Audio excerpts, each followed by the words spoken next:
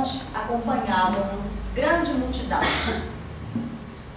E também Lucas, no capítulo 7, versículo 1, diz sobre este mesmo momento: tendo Jesus concluído todos os seus discursos dirigidos ao povo, entrou em Cafarnaum. Então, para não perdermos a nossa metodologia, nós vamos fazer a leitura, todos vocês, né, como é habitual, para a gente fixar melhor as ideias que estão trazidas. Então, por favor, estejam à vontade. E aconteceu que, tendo Jesus terminado essas palavras, a multidão estava admirada do ensino dele. Porque ele as ensinava como quem tinha autoridade e não como os escribas.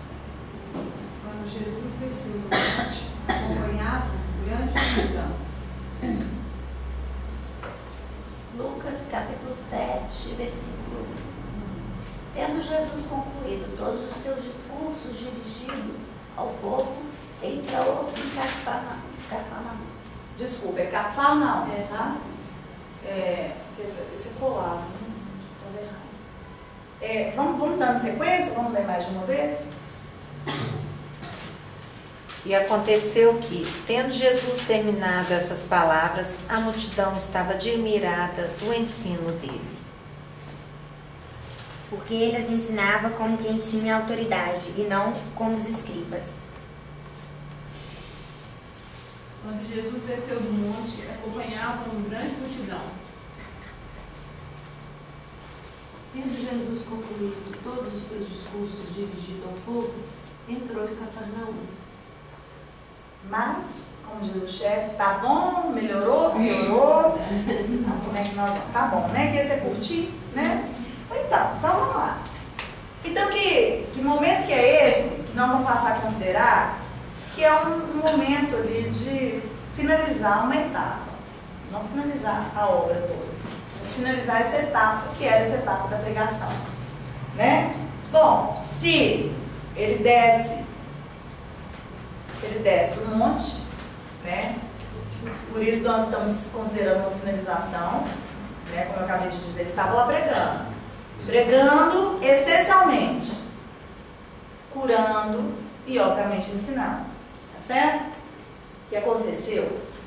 Que tendo Jesus terminado essas palavras, a multidão estava admirada do ensino dele. Mas são essas palavras, ao longo de todo esse percurso, né, ao longo desses breves, mas intensos anos vivenciados por ele, tá certo? Então, dentro desse momento histórico aqui, e momento geográfico também, dessa localização geográfica, tudo que ele distribuiu de conhecimento, né, aqui está nos dando a ideia de conclusão.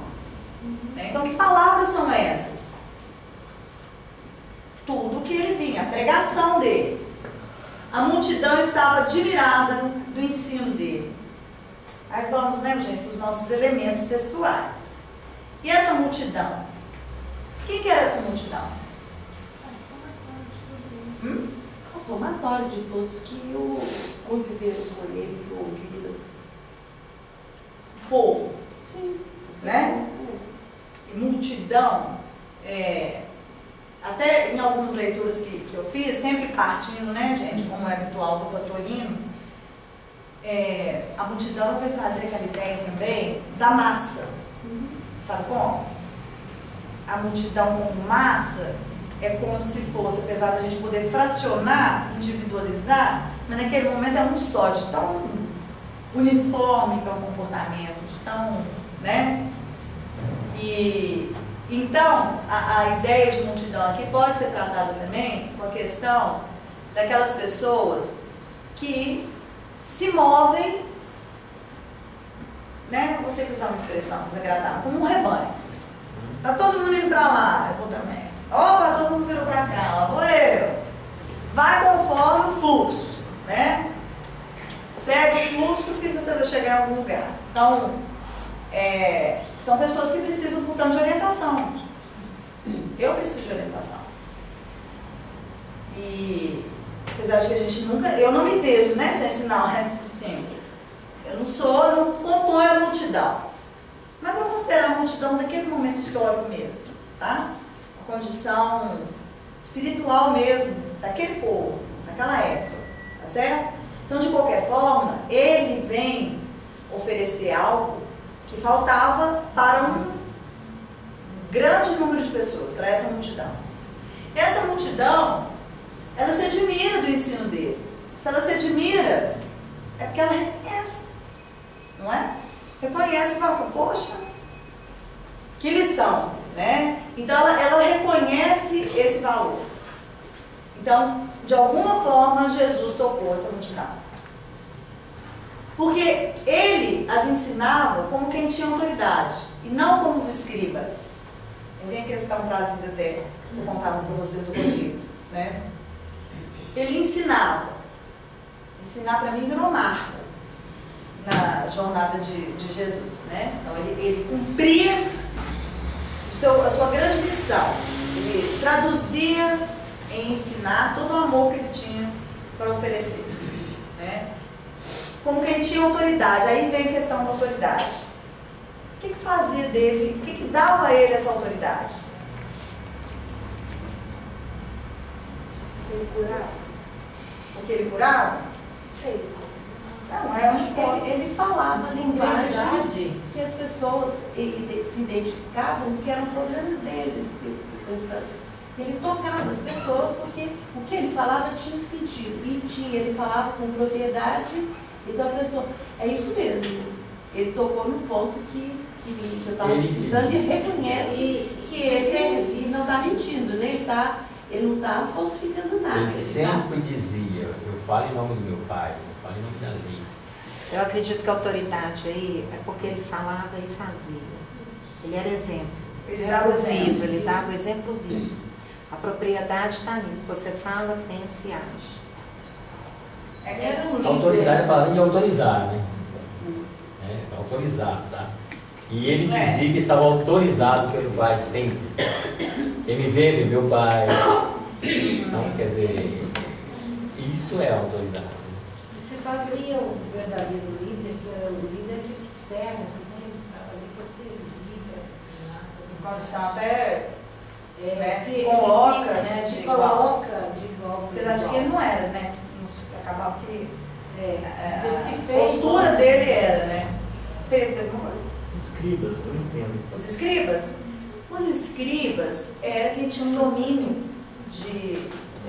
do idioma que estivesse sendo aplicado e, portanto, eles reescreviam e escreviam as leis. Eles construíam os textos, o registro mesmo, escrito, né, da história, principalmente das leis. Eles eram chamados os escribas. E como eles desempenhavam esse papel, eles eram essas pessoas que tinham esse conhecimento. Então, quando é feito esse paralelo aí da autoridade de Jesus e não como os escribas, que é a próxima reflexão da gente, em que ele faz essa anteposição aí de atitudes, já dá pra gente suspeitar que o escriba tinha uma postura, uma forma de colocar esse conhecimento diferente. Mas não é só isso, né, gente? O conhecimento, o conteúdo do conhecimento dele também era diferente. Porque a lei que o escriba escrevia era a lei. Qual lei, gente? De Moisés. Ele também ia lá, recebia inspirado a lei de Deus. É de Moisés. Ele escrevia, ele fazia uma lei, ele escrevia a lei, colocava a lei do homem, né? A lei do mundo. Então acho que é mais ou menos isso mesmo, porque ele faz. Vocês já viram um mocinho, gente? Todo mundo já deve ter visto. Ele costuma ficar no canteiro central da Avenida Amazonas. E fica gritando, qualquer lugar do dia que você ouvir, ele estará dizendo que ele é Jesus. Vocês já viram? E ele pega, vocês nunca viram. Vocês são dispersos. Fica no centro da cidade, principalmente na Avenida Amazonas, ali no canteiro central.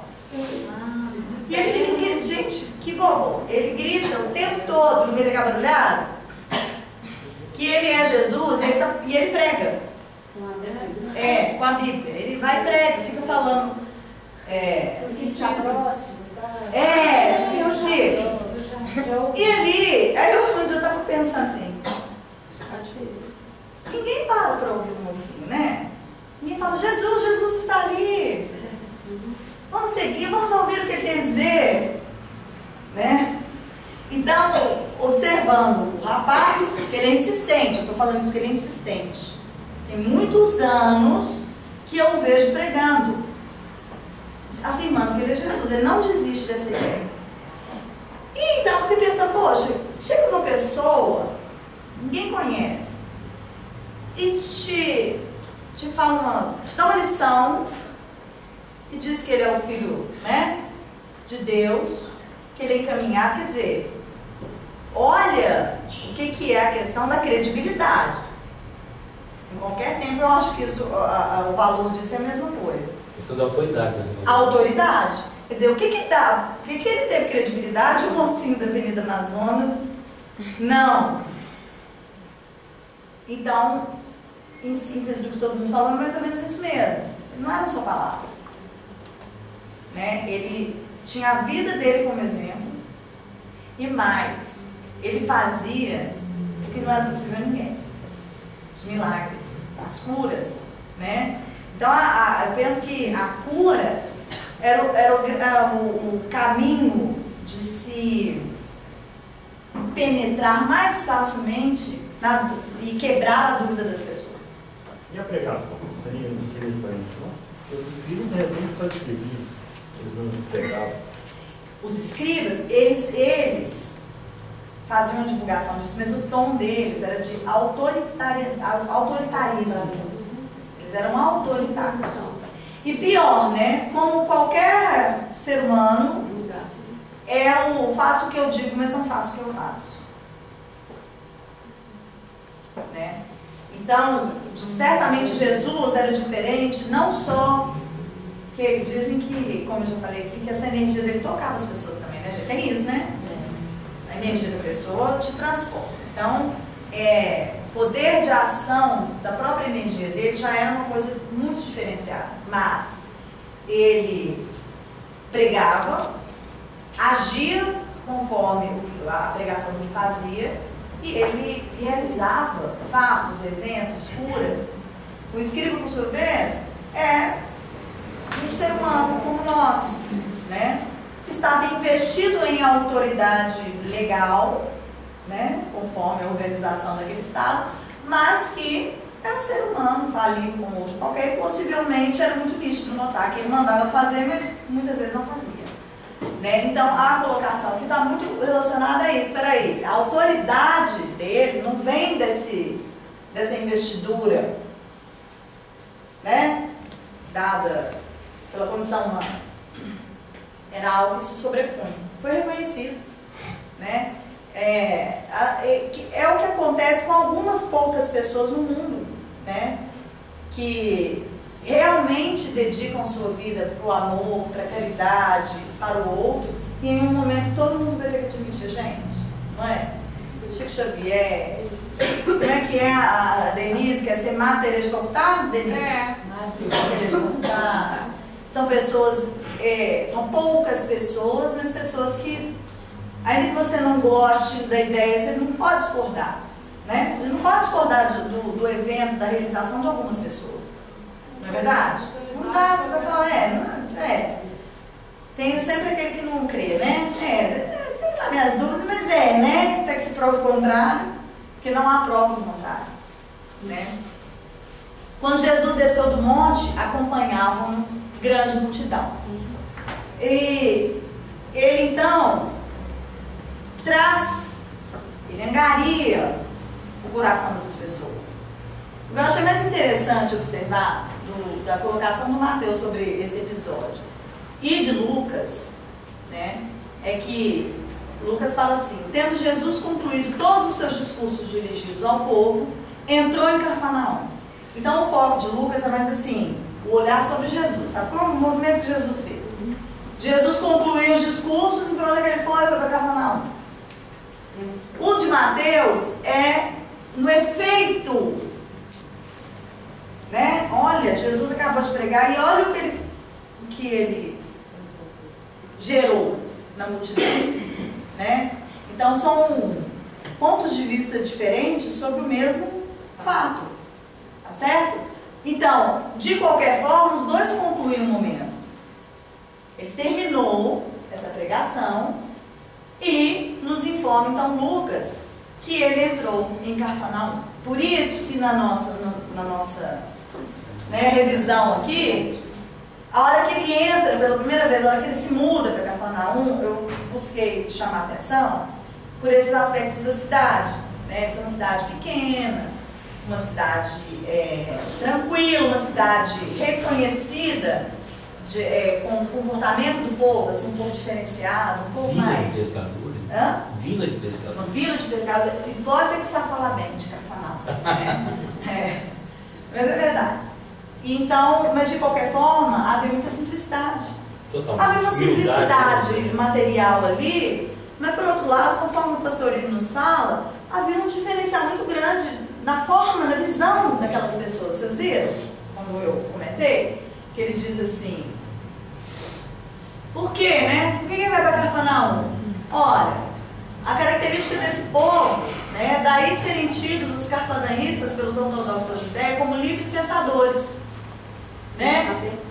Quer dizer, eram pessoas que estavam talvez mais prontas naquela região para receber, né, essa pregação de Jesus. Mas Jesus não se muda para Cafarnaum e fica lá, não. Ali então a gente vê que ele vai e volta, vai e volta.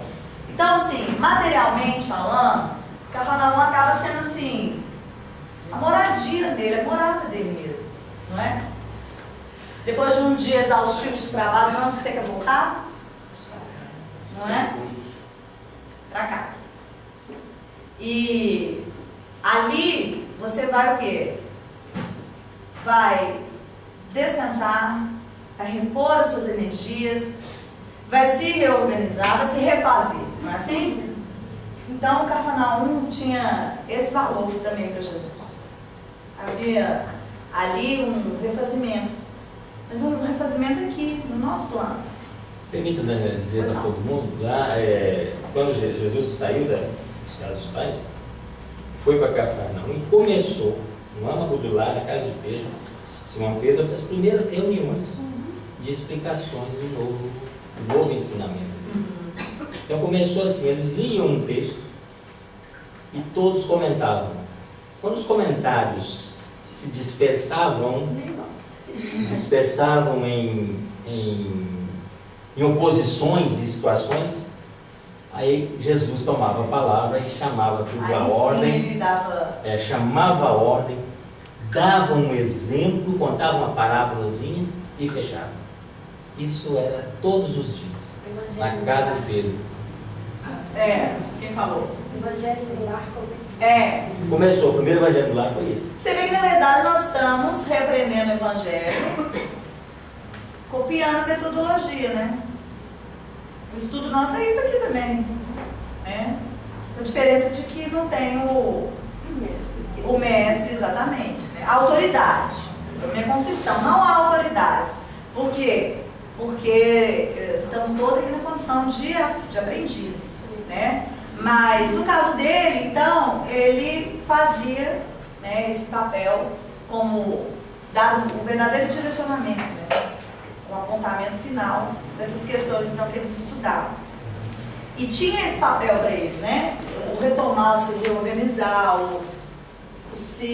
em vários momentos Cafarnaum vai aparecer, né, como a próxima etapa, né? Ele encerra um momento, volta e sai novamente, né? Então,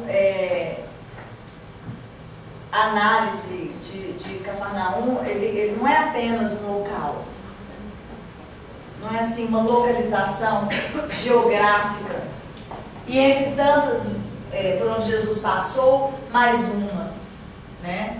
Passou a ser mesmo um lugar de morada, a terra.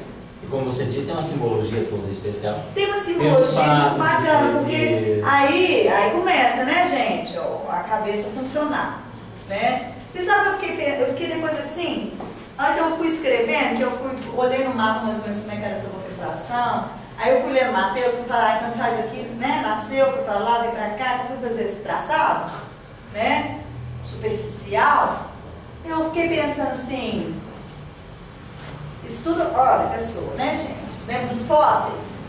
Eu falei assim, olha, gente, o deserto, né? O que ele veio fazer? Por que ele ficava muito aqui, nessa região? Aí, por que deu esse desviado que foi lá pro deserto, né? Eu fiquei pensando, gente, se eu fosse Jesus, olha pra você ver, eu tava aqui agora. Entenderam? Assim, se eu quiser olhar a caminhada de Jesus como um modelo de caminhada, de jornada, e ele não ficou isento das provações daqui também, né? Eu penso que eu estou no meu momento do deserto. Entendeu? Eu não sei. Eu não entendi, Não. Se eu pensar assim, o que aconteceu com a vida de Jesus? Tá certo? Ele foi perseguido. Né? Ele foi perseguido, ele ensinou, ele curou. Mas ele teve um período da vida dele que ele passou 40 dias no deserto. Por que ele passou 40 dias no deserto? Por que ele passou? Os 40 dias são proféticos. Sim, mas o que ele foi fazer lá no deserto? Qual que é o significado desse deserto na vida de Jesus? Com a fuga, de repente. Ele foi ser o quê? Ele passou, nos é apresentado que ali ele foi testado. Saindo dali, com os fatos que aconteceram, ele mais uma vez deu o exemplo, né, de como que a gente deve se comportar diante das tentações do mundo. Não é verdade? Então, assim, se eu olhar para a vida de Jesus, eu poderia me sentir em algum momento assim, não, agora eu estou curando, estou num momento da minha vida que eu estou curando, estou intervindo na vida das pessoas, eu estou auxiliando, do meu contato com essas pessoas, eu estou fazendo bem. Se eu fosse fazer então um paralelo da minha vida com a vida de Jesus, eu penso que na hora que eu estava fazendo isso tudo, eu estou no deserto. Né? Por quê? Vocês entenderam, André? O que eu estou querendo dizer? E logo também, não significa que eu farei o percurso dele, claro que não. Mas, se eu pegar as etapas, né, eu consigo me identificar também. Se eu quiser fazer um paralelo, eu consigo encontrar a identificação dos meus momentos com os marcos dos momentos de Jesus. Eu estou no deserto, gente. Né, todo dia ter que me confrontar com as realidades, né? E antes de agir simplesmente, antes de dar uma resposta impulsiva, parar, refletir, para não permitir que aquilo interfira ou me corrompa. E era quase tudo de consumismo, né? Hã? Era tudo de consumismo que era oferecido a ele, né? Assim, ele foi tentado, ele foi desafiado a ser filho de Deus, então por que você está passando fome? Por que você não... Né? Já que você é o filho de Deus, quer dizer, tenta o poder dele, né? Tenta vários valores, alguns valores dele, e ele resiste a isso, ele dá provas, sim, ele dá respostas muito objetivas, né? Em que ele vai dizer então para esse demônio, né? Que vai tentá-lo, e dá respostas muito objetivas que refletem essa confiança em Deus, né? Refletem essa confiança em Deus. E que para mim, na minha vida então, é a questão da fé. Entende? Porque todas as vezes que diante das dificuldades, eu simplesmente falo para mim assim, deixa eu te falar, não sei como é que vai ser não.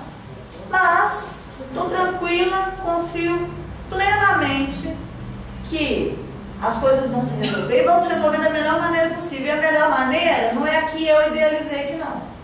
A melhor maneira é aquela, né, aquela condição que vem que eu estou resignada com ela. Lembra da questão da resignação e do conformismo? Né? Estou resignada no sentido de, eu nem tinha condição, inclusive, de imaginar certas hipóteses. Mas quando elas acontecem na minha vida, eu falo, resolveu. Não conseguia nem imaginar uma coisa se resolvendo dessa forma, mas se resolveu. Né? E, de fato, quando eu entrego aquela coisa que a gente fala, entreguei nas mãos de Deus. Quando eu entrego nas mãos de Deus, estou refletindo a minha fé, da forma que resolver, eu vou reconhecer que foi a melhor que tinha para resolver. E vai ser tranquilo, porque eu vou evitar a etapa de sofrimento, né? Mas estar diante dessas questões, para mim, é o deserto. É estar sendo o tempo todo testada. Daniela, eu percebo esse momento eu acho que a fase mais humana de Jesus Cristo é quando ele está no deserto.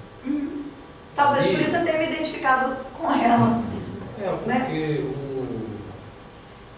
Se a gente pegar, por exemplo, você vê aí, você mesmo no estudo, você falou assim, olha, ele viveu até os 30. Muito pouco se sabe, muito pouco se conta, ou talvez não tenha tanta ênfase, né? Talvez aquela passagem lá, os 12 anos, chega lá, etc. Mas aí ele vem fazendo um caminho, fazendo coisas, uma intensidade muito grande. E a gente sabe que nesse momento do deserto é um momento muito próximo ao final.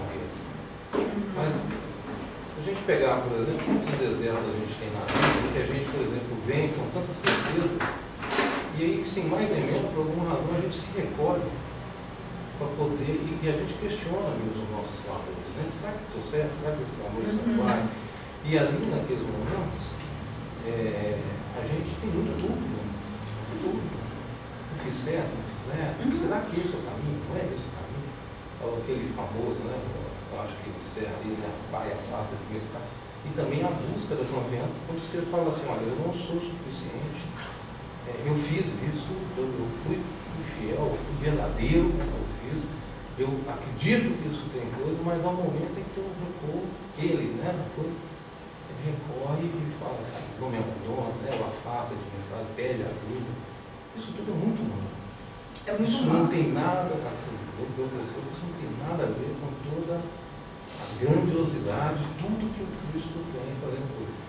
E naquele momento, talvez tenha até um erro, porque se a função dele, se a vinda dele foi exatamente, né, para nos orientar, é como se ele passasse ali, como passou, né, pelas provações, mas nessa questão. E você falou um negócio que me tocou, a questão da fé. Por exemplo, você fala fé e tem resignação ocidental. Eu, por exemplo, vivi uma experiência, minha esposa estava na vista, em determinado momento, ela estava com risco de perder os olhos, a córnea, como perdeu a visão. Mas todo dia o pessoal falava assim, olha, essa córnea não vai passar de Fala mais alto, o pessoal está ávido por conhecer. Então, ela estava com a perdendo a córnea. E todo dia eu falava assim, olha, hoje vai romper, e se romper tem que ir para o bloco cirúrgico, tem que retirar o olho, porque o olho tem uma ligação direta com o cérebro, então uma infecção ali rapidamente se caminha aí com óbito, né, com risco de óbito. Mas o que eu senti naquele período de 30, 40 dias, mais ou menos, foram 30, 40 dias, é o seguinte, a gente sofreu, a gente desesperou, né? A gente não tinha certeza, a gente sentia dor, a gente tinha momentos de tranquilidade, a gente tinha momentos de intranquilidade, e tinha todo esse contexto. Mas naquele momento, na minha vida, foi o momento em que eu descobri, eu vivenciei uma situação de fé. Tá? Por quê? Porque eu trazia comigo o seguinte, olha, tem alguma coisa, tem uma energia que está vindo. Mas isso me deixava à vontade para ser humano. Você entendeu? Entendi.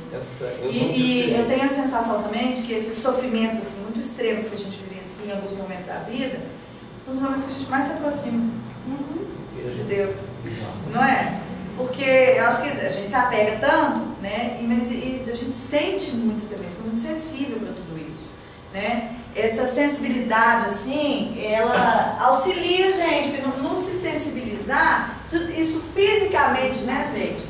Quimicamente e fisicamente, é um fenômeno que pode se observar no cérebro da gente, né?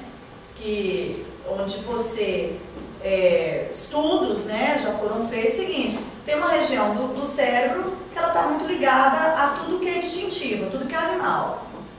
E outra que você só vai observar no ser humano. Então, todos os animais vão ter você vai observar uma certa comportamento numa região do cérebro e outras apenas nos seres humanos.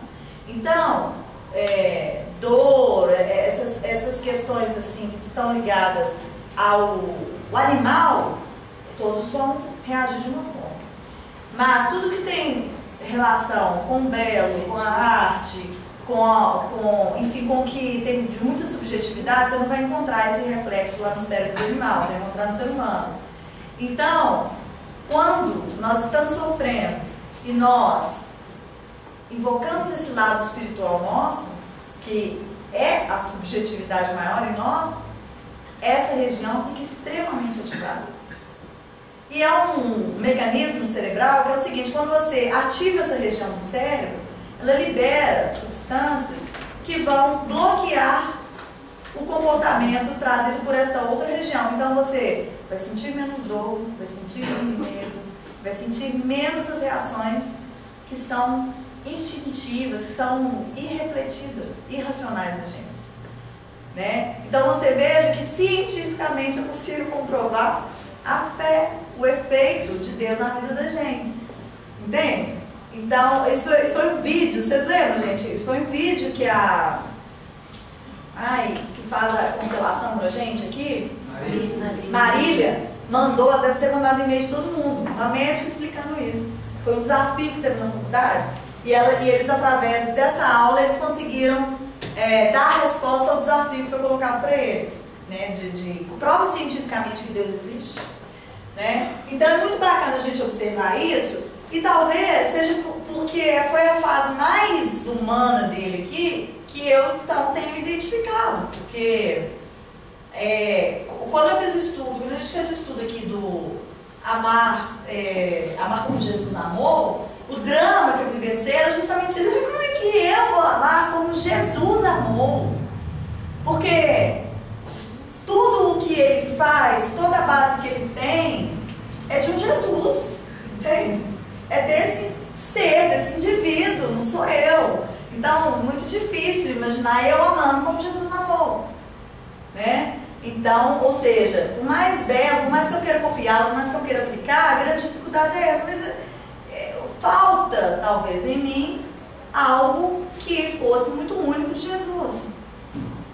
Então, o aprendizado é esse, é vencer isso todo dia, né? É tentar diminuir essa distância todos os dias, ganhar uma proximidade maior. Então, essa passagem, né, e em especial essa ideia de Cafarnaum, ela vai nos trazer isso, um momento em que eu também preciso de um retorno. Jesus precisa retornar em um momento.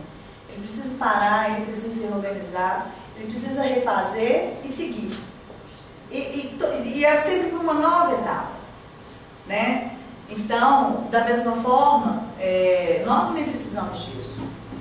E é de local também, né? A gente precisa do local físico para isso também, né? Se ele, que tinha essa proximidade, né, com esse local interno, com o superior, teve um local físico, nós também temos essa necessidade. Não é à toa que a gente também tem esse hábito, né, gente? Meu cantinho, né? Meu cantinho da oração, ou coloca um oratóriozinho, faz um cantinho na sala, um criado no do quarto que tem, entende? É uma estante, quer dizer, é um local onde fisicamente também a gente se sinta ambientado, a gente se sinta próximo, né? E de forma assim que a dificuldade, foi muito difícil, a dificuldade foi justamente pegar um trechinho tão breve do Evangelho que vem finalizar um período tão grande. E aí então eu fui, né, passei para o capítulo 8, passei para o capítulo 8 para ver então o que vinha depois. Depois então, vamos começar agora em uma grande intensidade, uma intensidade muito maior do que a gente vinha vendo, as curas. Então é dizer assim também, Jesus subiu no monte. Ali, nesse sentido figurado, ali ele se manteve nessa ligação mais próxima com o superior para pregar, para nos dar essa lição. Mas é só teoria? Não. Né? Não. Os episódios de cura que vão acontecer nesse período que a gente está encerrando agora, talvez eles tenham muita relação com essa questão da prova que vocês falaram. Fazer e provar. Mas agora ele vai ensinar as pessoas a colocar em prática. Eu e o Rodrigo, a gente ainda vai discutir se nós vamos continuar nessa mesma sequência. Aguardem cenas dos próximos estudos. Mas, de qualquer forma, ele vai entrar nessa nova fase. É como dizer, ele sai da teoria, desce, angaria essa multidão, é como se ele dissesse assim, vocês entenderam? Então vamos lá. E volta para Cafarnaum e vai começar então essa nova fase. Ele se refaz, se repõe e inicia uma nova fase, que vai ser então uma fase mais intensificada dos acontecimentos, dos milagres, das curas, né? Então, daí também a questão nossa, né? Sempre colocada aqui. Muita teoria, gente, não adianta depois chegar na porta do céu e falar, eu fui, estudei, menino, estudava o evangelho, todo dia antes de dormir, eu li um trechinho de Emmanuel e refleti sobre aquilo, né? É uma etapa, mas não conclui a outra. Né? Então, como a gente viu ali, o exemplo não é uma forma, é a única forma de ensinar, não é isso? Essa foi a avaliação que eu fiz desse trecho. Né? Então, eu queria agradecer, deixar aí aberto 1 minuto, se alguém quiser colocar mais alguma coisa. Senão, eu vou colocar a musiquinha da Magda, né? Que a gente fica bem tranquilinho.